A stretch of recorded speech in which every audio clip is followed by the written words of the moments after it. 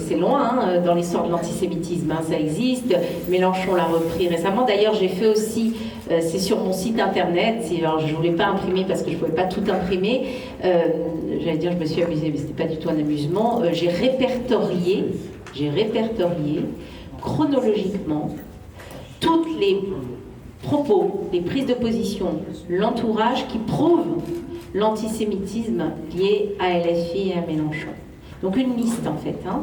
Il y a 8 pages, quelque chose comme ça. Et parmi ça, parmi ce que je cite, il y en a tellement, il y a cette accusation, Yael Braun-Pivet, camp à Tel Aviv.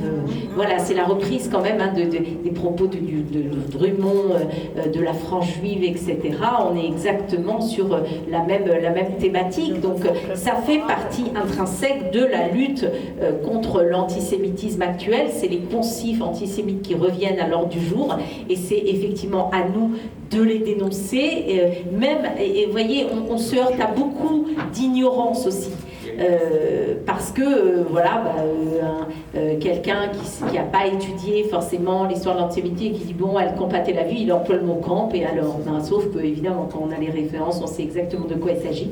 Donc c'est aussi à nous, y compris sur les réseaux sociaux, parce que le combat se fait beaucoup sur les réseaux sociaux, que ce soit sur Twitter, que ce soit sur Instagram, sur Facebook un peu moins, mais sur LinkedIn aussi.